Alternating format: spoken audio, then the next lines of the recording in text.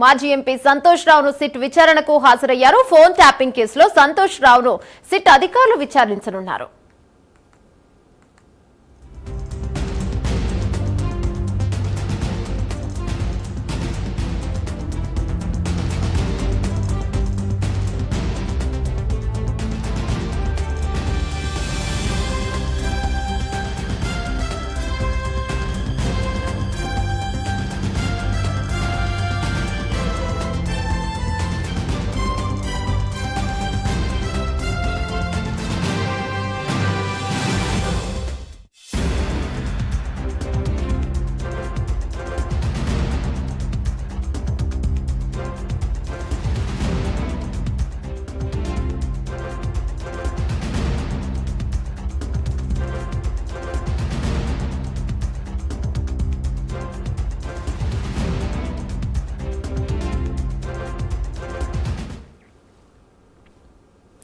మాజీ ఎంపీ సంతోష్ రావు సిట్ విచారణకు హాజరయ్యారు. ఫోన్ ట్యాపింగ్ కేసులో సంతోష్ రావును సిట్ అధికారులు విచారించనున్నారు.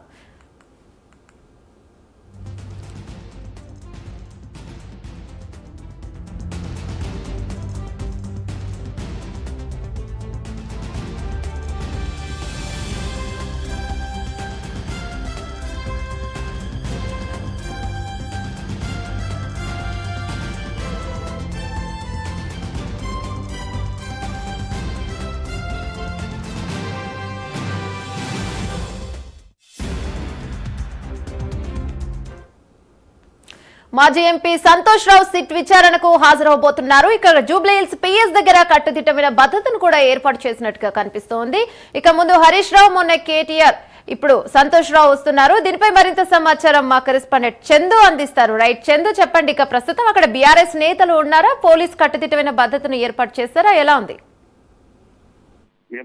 మాజీ ఎంపీ సంతోష్ రావు సిట్ విచారణకు కొద్దిసేపటి క్రితమే హాజరయ్యారు.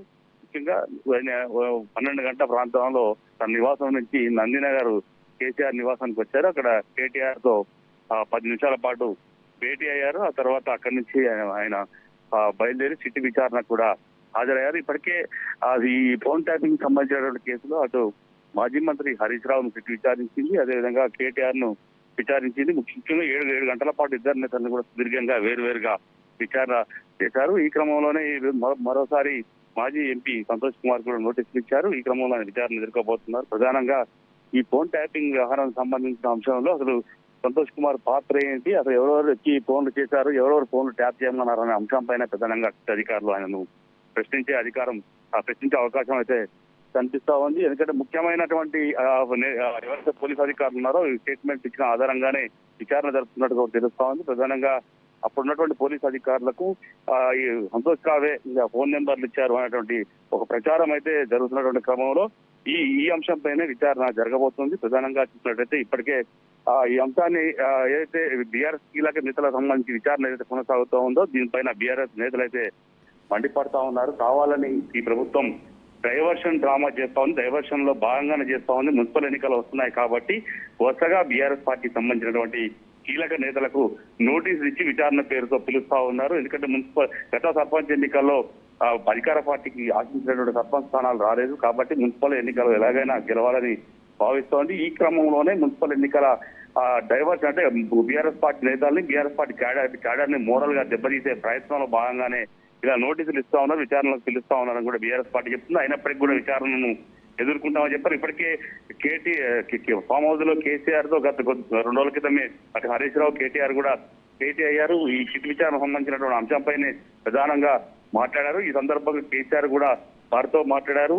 ఈ సిట్ విచారణలో ఏవి కూడా భయపడాల్సిన అవసరం లేదు, అసలు ఫోన్ ట్యాపింగ్ అనేది రాజకీయ నాయకులకు సంబంధమే లేదు, ఇది పోలీసు అధికారులకు సంబంధించిన అంశం కాబట్టి ఎలాంటి విచారణకు భయపడేది లేదు, దీన్ని పట్టించుకోవాల్సిన అవసరం లేదు. ఖచ్చితంగా మున్సిపల్ ఎన్నికలపైనే ఫోకస్ పెట్టండి, మున్సిపల్ ఎన్నికల కోసమే పనిచేయండి అంటూ కూడా కేసీఆర్ దిశానిర్దేశం చేశారు. మరోవైపు తనకు నోటీసులు ఇచ్చినప్పటికీ కూడా తాను కూడా అవసరమైతే వచ్చి హాజరవుతాను, ఎలాంటి భయాందోళన చెందాల్సిన అవసరం లేదు, దీంట్లో ఒరిగిపోయేది ఏమీ లేదు అనేటువంటి అంశాన్ని కూడా కేసీఆర్ చెప్పిన నేపథ్యంలో ఈ రోజు మాజీ ఎంపీ సంతోష్ విచారణకు హాజరయ్యారు. విచారణ ఎన్ని గంటలు కొనసాగుతుంది, ఎంతసేపు జరుగుతుంది, ఏం ప్రశ్నలు అడుగుతారు అనేది మాత్రం చూడాల్సి ఉంది. Yamuna, thank you Chandu.